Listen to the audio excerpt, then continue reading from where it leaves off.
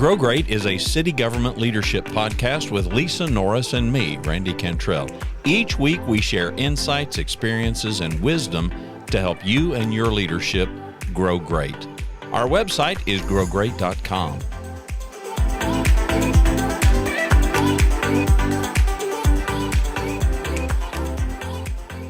So every engagement begins, in my world, in this coaching world, with sponsor. That is the person who issues the PO, the person who may commission me, which in city government typically is going to be somebody connected with CMO and or director of HR, typically on behalf of client.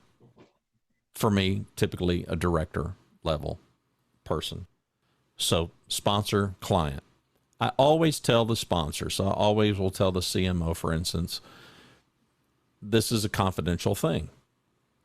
So, don't lean on me, don't quiz me down, to share things. Part of my written agreement is that behavior that is illegal, immoral, unethical, any behavior that comes up that puts the organization at risk, the client knows going in, all bets are off. Confidentiality is out the window. It doesn't happen very often, but I have had instances where certain behavior put the organization at some financial risk. And I told the client, meaning the person I was coaching. And in my world, the best case scenario is you need to go communicate this. They need to be aware that you have made a decision that is putting the organization at some risk. And then I can't think of an exception where that didn't happen.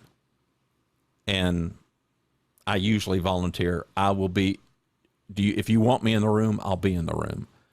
But this information absolutely positively needs to be passed on. The organization deserves to know. Those aren't easy conversations, but it does spark the conversation that you and I kind of want to have, of having these difficult conversations. How do you know when to have them? How do you know if you need to have them? And how do you know how much to divulge, especially where you've got matters that are trust or confidentiality kind of based things. You and I spend a lot of time talking, and no doubt we'll spend more time talking in the future about psychological safety, and we all need that. And we kind of define that as you won't use it against me. But in my world of coaching, there are these exceptions to that. If I were to find out, for instance, that some client, thankfully this has not happened, but if some client were taking liberties with finances and putting the city at risk of all kinds of nightmares, CMO's going to know about that. Mm-hmm. I can just guarantee it. It's going to happen. The only question for me is, who's going to tell it? Because in my world, if I were to find that out, client tells it. I'm happy to be there and hold your hand while you do it, but you've got to fall on the sword on this, because you're jeopardizing way bigger things than just you and your career. So that's kind of my barometer. So I don't know. We can take this anywhere you want to. So how do you think about it? Well, it is very difficult. This is a big area that is so gray. There's no perfect answer to any certain or all scenarios that could come up around this. It's very difficult. You and I have chatted about very conversations that I've had that are difficult, that I have to make a decision on who to tell and when to tell and how to tell it. And ultimately, what drives my decision is often the relationship I have with the person that I need to tell. It's like you said, I have to have trust in them. Sometimes you have to tell them something, and that if that's the first time, you're having to then establish what they do with that information that you've given them. That may give you your answer long term. I think if you let's start right there. So how do you determine number one, should I even have this conversation? Should I tell it? Well, I go back, and I always say this because I don't think Cheryl, my boss, would mind me sharing. I think if she were here, she'd share the same thing and give me permission.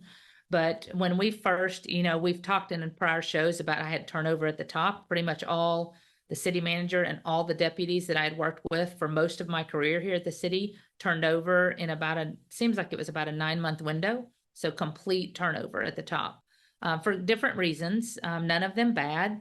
But I remember there was an incident. First, she had to tell me, and then I had to go talk to somebody else in another department about that issue. So one, she had to trust me, but she's my boss. So it's a little different when you're going down. She does have authority over me. But she didn't have to trust me with what she was going to say. She could have handled it different.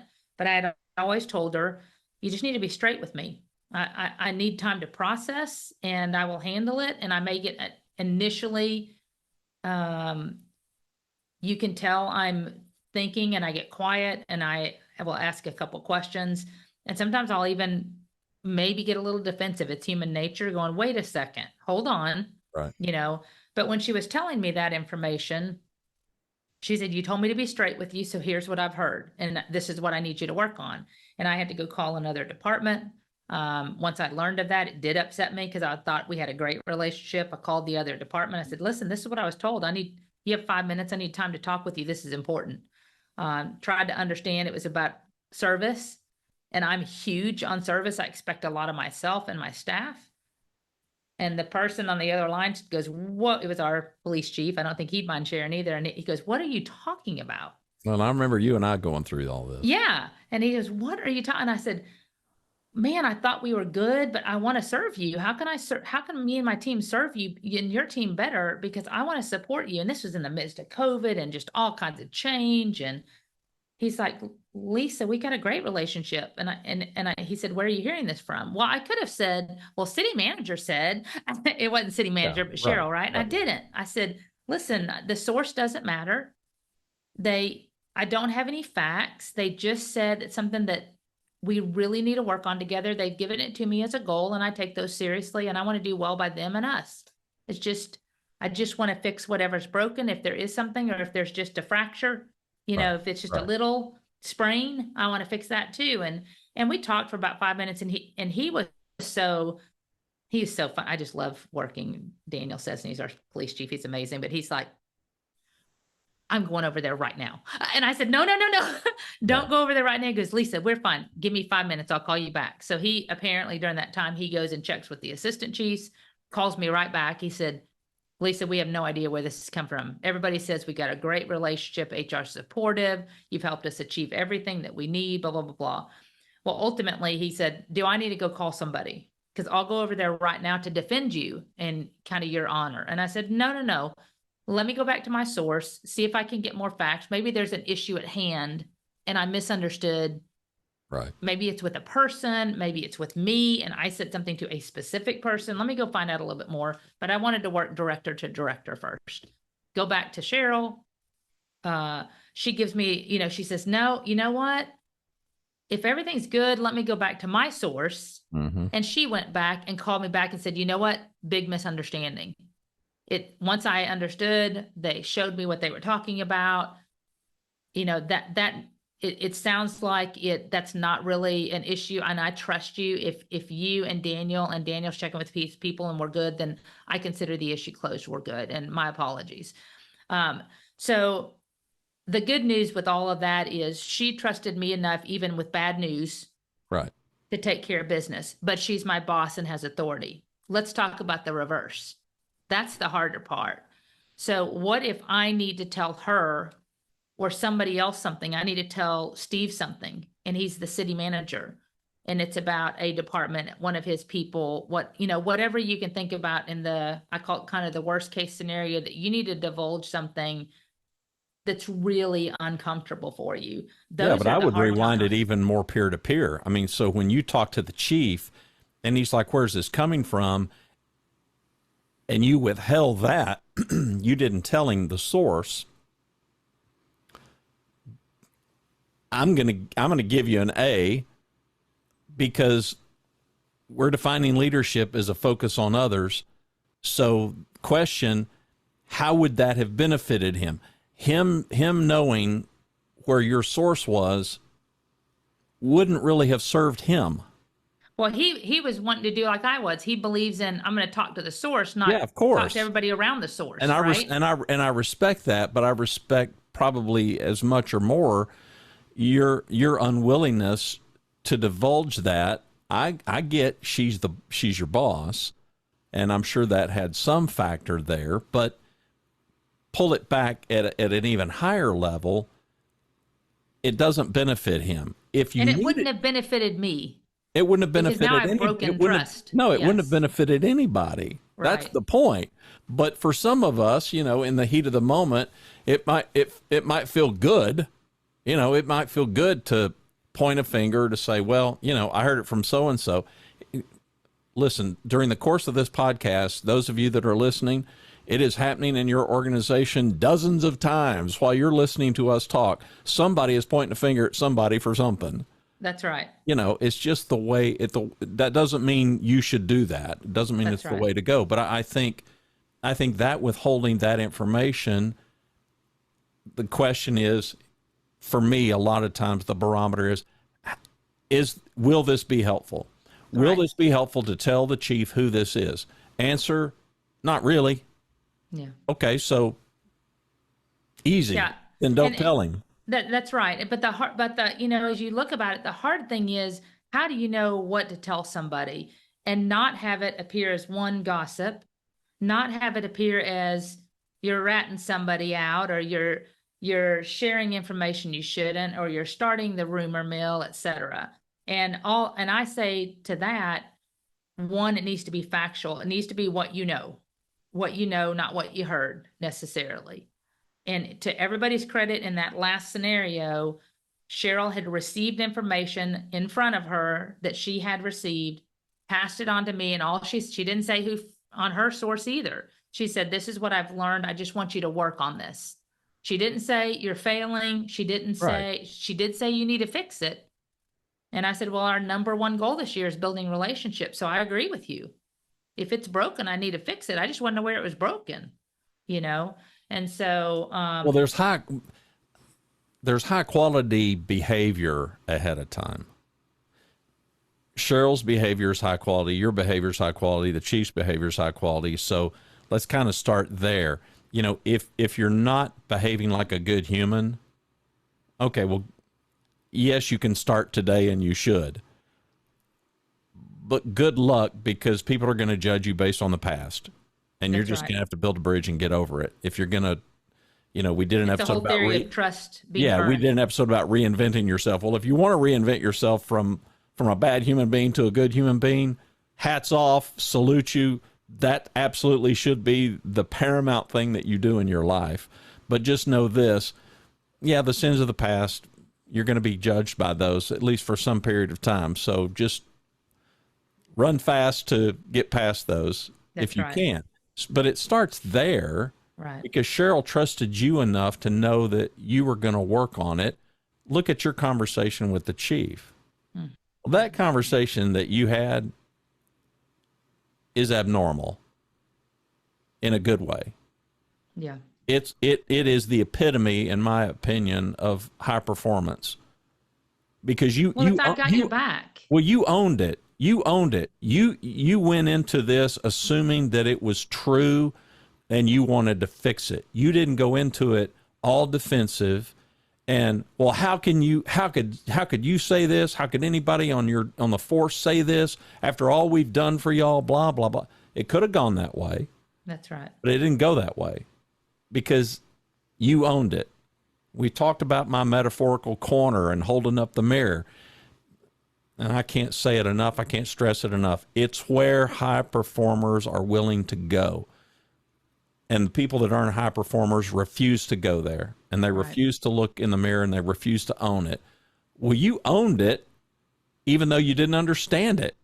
Even though it made no sense to you, you were still willing to own it, which I think is big. Yeah, and it's absolutely hard to do. And when we go back to that, we talk about Randy, the challenge in these difficult conversation. It's not just about this is not a podcast about performance discussions. This is not what we're talking about today. What I'm talking about today is when you have to tell somebody something, typically about either something going on in the organization, something you saw, something with a peer that you need to get more information on.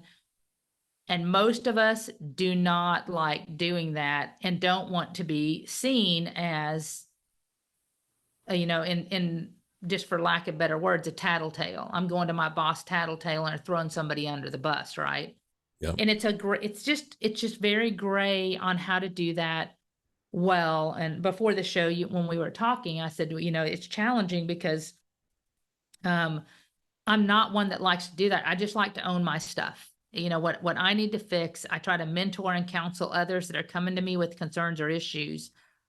But there comes a time when, whether it's, somebody's talking about somebody that what they're doing, they're talking very negatively about them, throwing them under the bus in an open meeting, things like that are hard, man, okay, at what point do you tell that person stop, because that's their belief system. They believe that that's happening to them, and you might see it differently. But at what point is it damaging the organization to where you need to tell your boss, hey, listen, this is what's going on, and how do you know it is a safe environment to do that? Because I'm fortunate. I've got a great relationship with my boss. We now, I call it understand each other. Our true leadership recipe we've talked about, through curiosity, through knowledge, we have gained understanding, there is trust, and there's compassion. And at some point in recent times, I had to go to her with a very difficult discussion, and it involved her. It was something that I needed to clarify for her benefit. Really hard to do. Really hard to do. I'm not going to give any context, but it was just a really difficult conversation. And, well, but and for I had you, to what are the barometers? So, I mean, go back to your illustration of, okay, so, I mean, for lack of a better example, so your culture, a high performing culture, and somebody is just habitually, I'll call it a we them kind of a conversation, and just constantly disparaging CMO. What are the barometers for you as to whether or not you should even pipe up about it or not? Well, let's say that if that's the context, if the context is they're doing something damaging to another group, and in your example, let's say they're, damaging city manager's office and speaking about that openly. Typically, I talk to the person first and go, "What's up? That doesn't look good for you. It doesn't look good for us." I don't know how you think that benefits anything in an open conversation, but it's more damaging. And in those cases, I think it reflects more on the person that's saying the comments than it does anybody else. Whether they're true or not, that's not the forum to do it. The second thing is, I had knowledge. The good news is, with my role in HR, people of all levels come to me, from the lowest level employee to the highest level city manager, right? I don't interact so much with the mayor and council in my particular role, because the city manager's office does that. So kind of the highest level I interact with is at the city manager's level. But my concern is if something like that was happening, then at what point do they need to know to be watchful of it? Not for me to tell them you need to do something about it, but for them to have awareness that they need to watch for that behavior, because that could be damaging. And I don't want that for us as a team. So for me, as I'm considering having to bring something to the attention of the city manager's office like that, I would tell you first, I have to have trust. I have to, and it's scary to do that. I think how many of us start out a conversation like, I need to tell you something. Have you ever had that in your marriage? Baby, you have a second, I need to tell you something. That is the worst. I'm like, well, now just don't even sugarcoat it at this point. Just spit it out. Yeah, it's probably worse to be on the receiving end of that, though. That's right. That's right. Because you're now looking at me. Yeah. Right.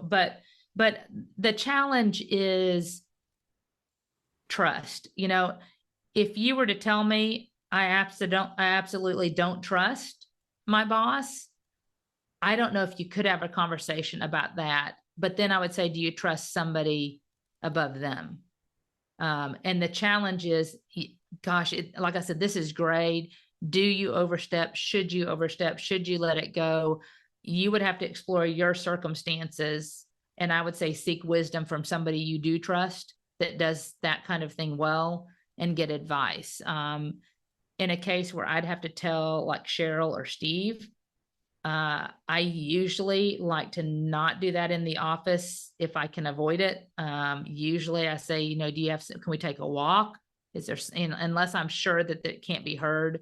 And I try to keep it as general as I can if it's on a specific person. And this was a case where I had to talk about something challenging that I had observed and witnessed. And I said, listen, this is something I need to tell you.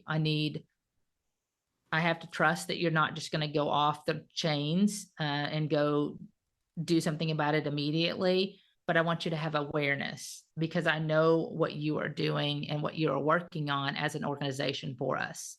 And this is directly against that goal and effort. And you might want to watch for it from your own eyes. This is what I'm seeing. And I think we have an obligation that shouldn't happen all the time, because then you are just throwing people under the bus. But if you have wisdom, you're intuitive, and you know that anybody that listens to this knows I'm passionate about this city. I love this city that I work for. I love the people, and I love what we stand for.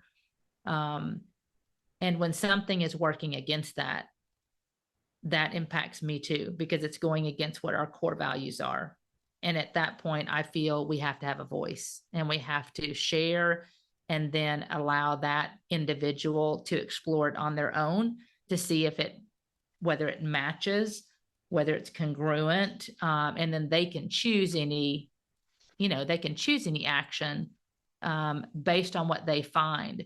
But I think you have to arm them with information if it's for the good of the organization, kind of like you would, if you are a parent raising a child, if it's a family member and another family member is coming to you with something that they just didn't want to tell you, but it's for the good of the family, for the good of that person. Ultimately, I think we have an obligation to say something. And that's the only way I know how to state it, Randy, because I can be saying this in my circumstance, and that does not work well for a listener in their circumstance.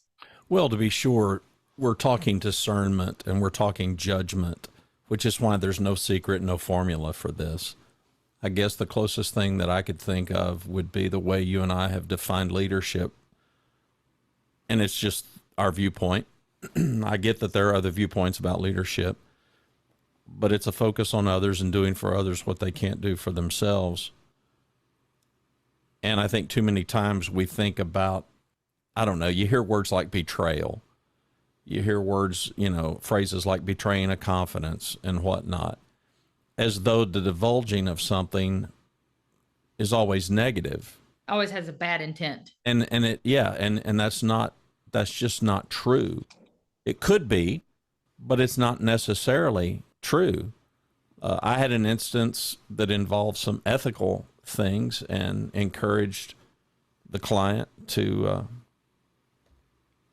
tell company leadership, and took some doing, but I did have a position in that I could force them into the corner.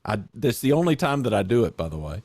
But I said, you can either tell them with or without me, but they're going to know, because this is putting the company at some significant risk, and they have no awareness of this at all. And we had a meeting, and it was very uncomfortable, but it went as well as you could hope that it would go.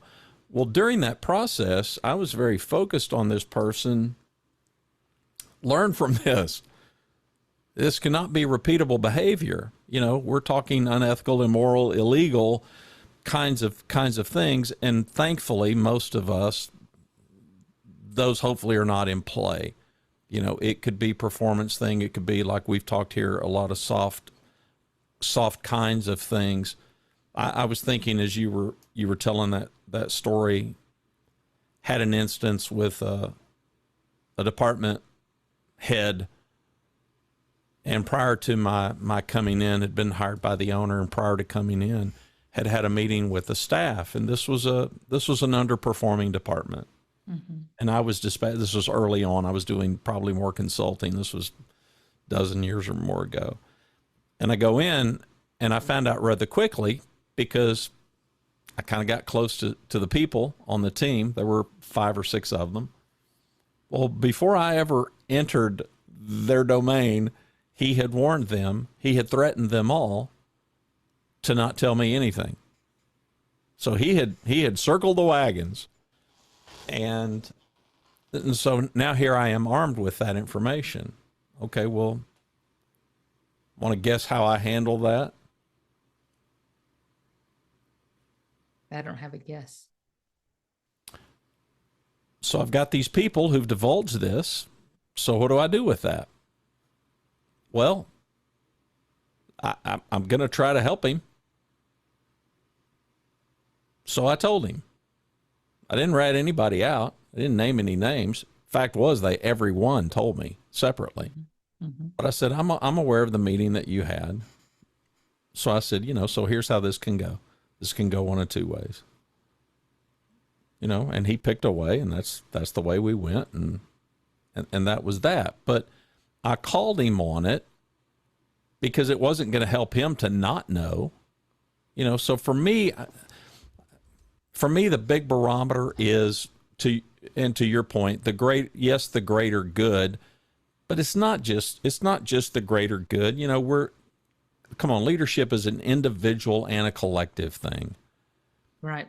It's us as individuals, it's all of our people as individuals, and then it's us. It's all of us in this big boat together, hopefully, trying to go in the same direction. Mm-hmm. And there absolutely is a greater good, but simultaneously, I think there's an individual good. It's interesting that the point of the conversation so far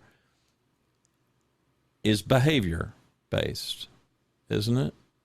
Yes, it's not performance based. It's largely behavior based, which you can't help but translate into performance, by the way. That's right. And it all depends on it all absolutely depends on how you deliver the message, and the receiving end of the message, how they react. And, I can't remember if I think we've done a podcast.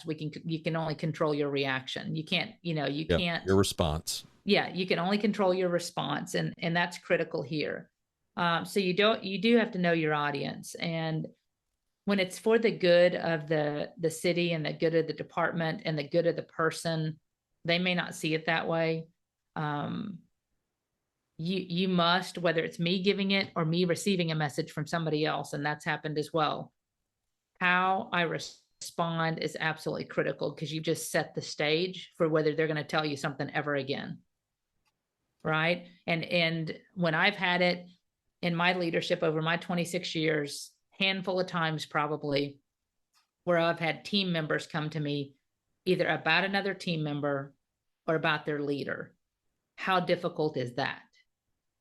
They do not want to tell their boss about their manager, right? And over my years, that takes bravery. Now, if it's every day and they just complain and complain just to complain, that's one thing. But these are not individuals that are complainers. These are people that brought genuine concerns with backup, right? Yep. Over time. And I learned very quickly as a young leader, and then through the rest of my career, that my response to them, they are then watching. What is she going to do with this? Not because they expected a response, but they expected psychological safety in meeting with me. Right. They expected respect. And they just honestly, when I asked enough questions and was curious, they want it better for the team and our environment. Every time. Anytime that has come up, it has been for the betterment of the team. And if you discard it, if you don't listen, if you respond poorly, if you throw it off as, okay, but that's just the worst answer you can never give. That's just so-and-so being so-and-so. You have just acknowledged that the behavior, the poor behavior of that person is okay, and you're accepting of it. Worst thing you can do to destroy a team, because now you've lost your team. Now they know you're accepting that as okay. So therefore, I need to find something different. So you will lose your high performers over that. So whether you're on the receiving end or the giving end, plan your message. That's the only thing I would say. Do it in a safe environment. Do it respectfully, and have facts. Do not go into it with a lack of facts or with hearsay. Make sure you've observed it for yourself. If you're on the receiving end of it, get facts, have understanding. And what I always put I don't know about you, Randy, I have always put myself in the position to, I will observe more so I don't put them at risk. In other words, I start inserting myself into meetings. If it's an issue with a manager, I just become more present. Right. And say, I'm interested in what you guys are working on. I just want to see, how the meetings are rolling. If I can give suggestions, I will find a reason to insert myself more so that when the message is delivered, if it has to be delivered negatively at some point, it's because I observed it, not because somebody told me about it. Right. Yep. That protects the team, and they see that. And when you do something like that, you have established trust for a very long time, because they see how you handled it and they notice your actions. And I will always tell them, you may not know what I've said or what I've done as an outcome, but I've got your best interest at heart, and I will address it. That's all I ever promise, because I don't know until I get in there what the facts truly are. Right. And how bad whatever it is. Well, you can't hide and lie your way to high performance and high performance culture. Nope. I guess for me, that's the big elephant in the room. And too many times we do both. We hide, we lie, and maybe it's not an overt lie, but we deceive because, we hold back. And we're not talking about betraying confidences, but when there is some issue afoot, and that issue could be, it could be somebody who's in a position of power and authority, and, maybe we realize that they're demeaning to their team, but we're not their direct boss. Okay, well, what do you do? I mean, I think you said it. You go to them, you try to help them. But the other thing, and you didn't mean this for your interaction with the chief to be kind of the epitome, but for me, it really is. It's as good an example as any. You owned it. You owned it, lock, stock, and smoke and barrel. You took responsibility for something, even though you didn't have all the facts. And I didn't agree with it necessarily, but I wanted to explore it. That's for sure. Well, but that can't be overstated, because that was your refusal to hide and your refusal to lie to yourself, and enough humility and curiosity to find out, well, is there something to this? Mm-hmm. But again, it started with the fact that you knew you had a boss who was a good human, and she's not just gonna pull a pin out of a grenade like that and throw it in your lap and leave it, and she probably to it. She did know how you would respond to it. Yeah. As well. Yeah. You get that by hiring it, and you get it by fostering it.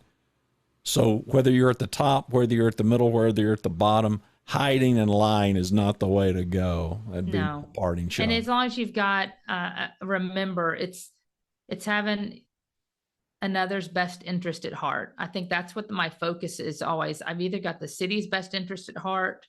I'm not doing this to promote myself.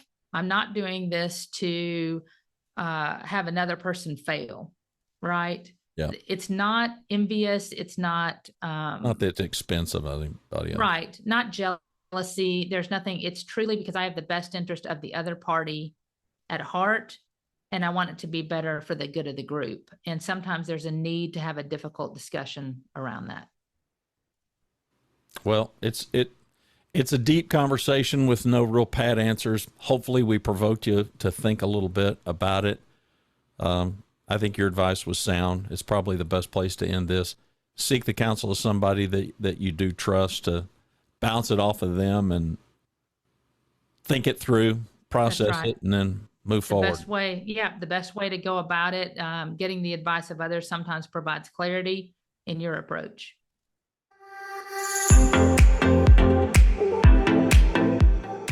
Thanks for watching and listening to Grow Great, a city government leadership podcast. For Lisa Norris, I'm Randy Cantrell. Be well, do good, grow great. The website is growgreat.com.